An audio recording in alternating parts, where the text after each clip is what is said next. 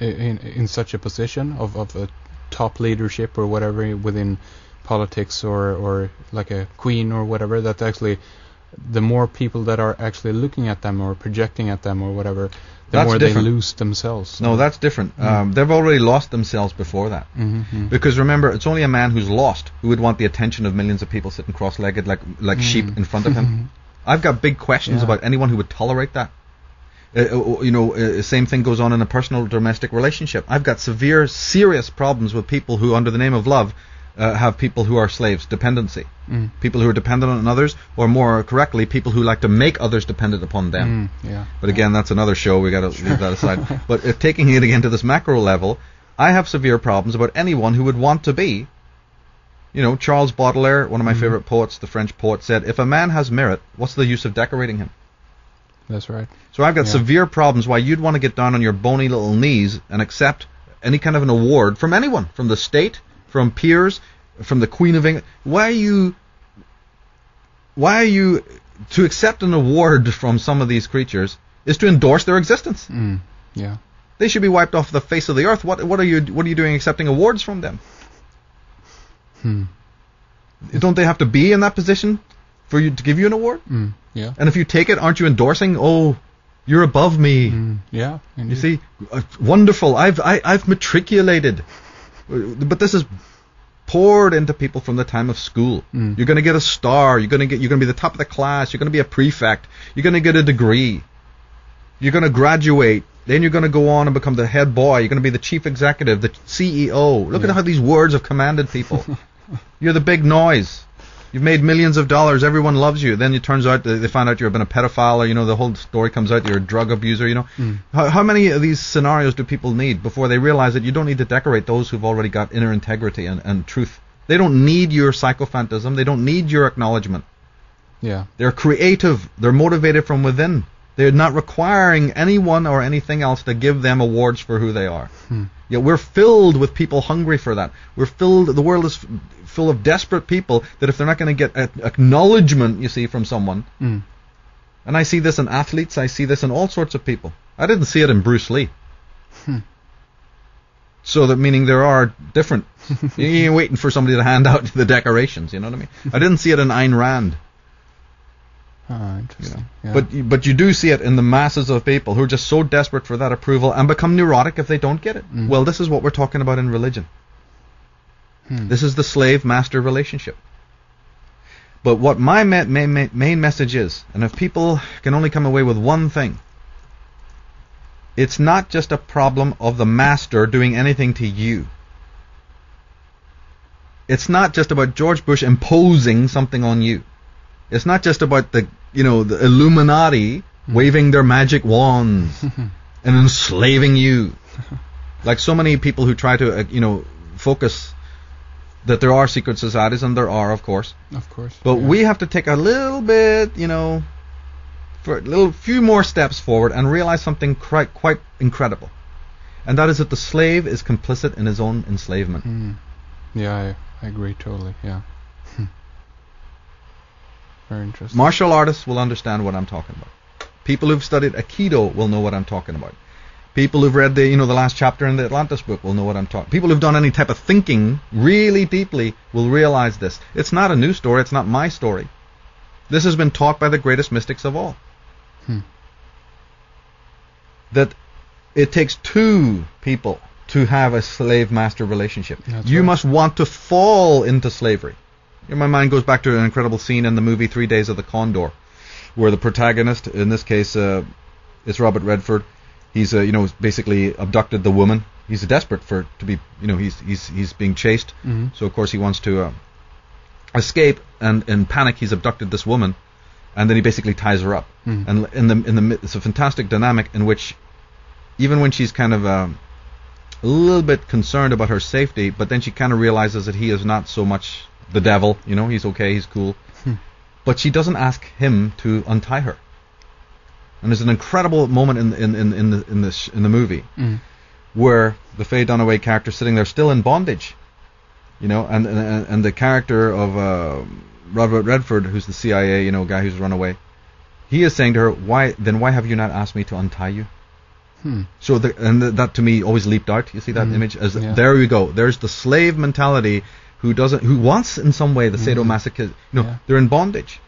Because again, that bondage, what is another meaning of the word bondage? We look at it kind of negatively. Bondage means you're safe, you're secure. Your orders are going to be given to you. You don't have to have any free will. Whoa, look at the relief. Right? Look at the relief. Yeah. Interesting. Teacher will tell me what to do. Right? Yeah. Priest has laid down the law. Yeah. Martin Luther has told me what I should do. Sure. The Pope is telling, look, I read it, it's in Vatican II. He's telling me what I should believe. Of course, it's also guidelines to life, basically, in a way, and that is very comforting, I think. Well, it's actually guidelines to death. It's necrotic. It's not life at all. It's the anti-life. It's necrotic thinking that brings that on. Because that kind of person has actually stopped living. He's no longer vital at all. He's now looking for the state. Remember I told you, if you're jelly within, and I'm understanding why that jelliness exists, that the ego, like a rotten tooth, it's shaking there because the foundation's incredibly weak. My mind goes to the 16th card of the tarot. That shows the whole predicament right there. The ego has been shattered into a million parts. Yeah. It's very insecure. I understand that. But out of that insecurity, we then think necrotically. And that feeling of bondage, that feeling of coming into the center, having no spectrum, no gray areas, is the inevitable desire of the slave as well as the master. But the slave has had a contract to only blame the master. In the devil card of the tarot, you see the mystery again, in which the two parties, male and female, who are standing in front of the beast, and this is a Capricornian card that does represent the state or any kind of edifice that imposes laws upon you. Without getting into all the tarot symbolism, but that card represents state, order, karma, oppression. Yes, but if you look very closely at the two figures, the chains are loosely hanging around their necks. They can remove them at any time. Oh, interesting. Yes, very interesting. Yeah. And I would say this to the whole, all of our listeners, and that is that the chain is also hanging very loosely around your neck. You can remove it at any time. Yeah. And even should there be restrictions in society, as there was in the communist era, as there may be again in our society. I'm not looking to that, but it could happen. Indeed, yeah. But even if it does happen, then it's attitudinal freedom. Of course it can happen. Mikhail Bakunin, the founder of anarchism, was chained to a wall for 18 years in Tsarist dungeons, but he was the freest man who walked the earth. Why? Because he was free up here in his brain. He was free in his mind, his attitude. It's attitudinal freedom. That is the most important thing. Because as a matter of fact, if you really study the world, you'll find that there has been tremendous autocratic control. There's a lot of psychic control going on. I completely acknowledge the fact that we're prisoners, and in very much the same way that Patrick McGowan's Prisoner movie shows you. But you have the illusion that you're free. Yeah. Right? Yeah. But see, even the free man wants to enslave himself. Nobody's forcing anyone to run to these gurus and these religions and these paths and these techniques. We are doing it of our own order. I get 100 emails a day saying, Michael, what should I do?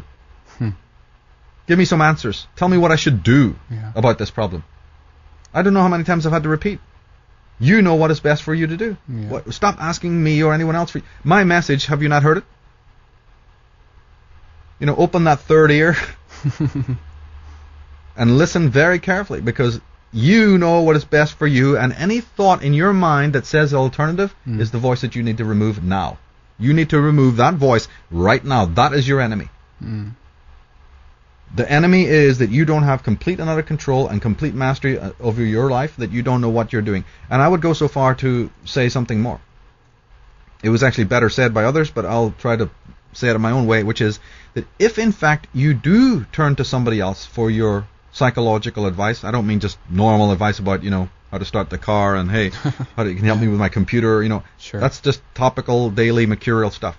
But when you give away your psychological power and you stop asking your intuition, your own inner voice, this incredible voice that's been given to you, that if people thought about it for a moment, they'd be amazed at the miracle of having an inner voice, an inner intelligence. The moment that you cease to turn to that, you are violating the Holy Spirit, which is your higher self. You are slapping that force in the face every time that you don't cleave to your power.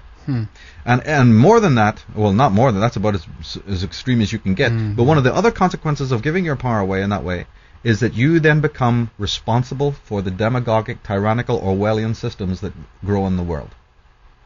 Those edifices could not exist tribally, they cannot exist socially, and they cannot exist globally unless man is himself turning off the switches of his own empowerment. And he's doing that in multiple ways in this world. That's very true. I think to actually realize that is more. I mean, what about the economic bondage then? In a way, people are always going to find something that they're afraid of. They're going to seek some external thing, slavery of the work, for example. I mean, that's another thing that comes up again and again. Right. You can't just quit your job, or you got to have the money, and of course that's true in a way. But how far can we extend that? Well, what they mean by that is that you can't quit your slavery. I don't get into too much of the the individual details of it. The way I look at it is that all of these things are based on a form of mind control, in which that if you leave the state, if you leave the village, right? Yeah. Which is so many interpretations. If you cross yourself off, right, the cross man, right? If you desire to leave, if you desire to rebel, if you desire to be an outsider, you will suffer, you'll die. And I can't say there isn't going to be suffering. In fact, there is a lot of suffering. But there's two kinds of suffering. It's like we talked before in that show on the outsider. Yes, there's suffering on both roads. There's suffering to be in the system as a conformist, regimented orc. Lost, your soul is now being repressed. You suffer because your soul isn't with you, and your inner voice is stifled. Sure. But you also suffer on the road of the outsider as well, from alienation, of bleeding for others. The very title of our previous show was The Man Who Bleeds. So you're suffering intensely. So there's suffering on both sides. But the difference with the suffering of the outsider is at least he's himself. He owns his suffering. He owns his own emotions. Now, of course, once you have now bought into the system of slavery, there are many threads in the net. Right? There's economic slavery, there's all, domestic slavery, which is, I think, the worst kind. And you're always going to find the one that, or you're always going to find one, right? I guess, if you need it. Like Frank Herbert, again, the author of Dune, he said that, a web is not made with one thread. A puppet isn't moved with one string. But a lot of people have their intelligence in the brains now, and have had for many years to be investigating this whole question of prosperity, this whole question of how do I disconnect, or maybe even if I don't disconnect from the system, because again I don't believe there's anything wrong with the world that we're living in. That world could be a beautiful world if we just made some corrections. We don't have to get off the grid necessarily and run to Timbuktu and reinvent the wheel. Yeah. We've already invented it, but it's just corrupt. Because there's no shamanic filter to get rid of the toxic people who are now in But don't get me wrong. The people who are at the helm of the world organization, structure, governmental, societal ship are not the creators of that ship. The creators of society's great things are geniuses, right? These are the fine, the brains, the scientific and artistic and musical geniuses are the ones who create it. Then we use it. Sure. In the very the way Nietzsche exposed. Then it's taken over by, the middleman sort of thing. So you don't look at the genius of, making the big ships that go on the high seas, or the planes that fly in the air. There's nothing wrong with any of that. No. It's just that, man has become, he's lost the direction. He's become very apathetic. And this web is... The forms of slavery are manifold. The religions of the world, are themselves greedy. They're not into religion; they're into land and power and money. They're thinking of people as servants. Another form of an expression of their own insecurity that we also can go back to that the sense of fear that the universe will not provide for you, or you're not going to make it if you don't. Go out there and grab it all or whatever. But what a hypocritical thought in a way that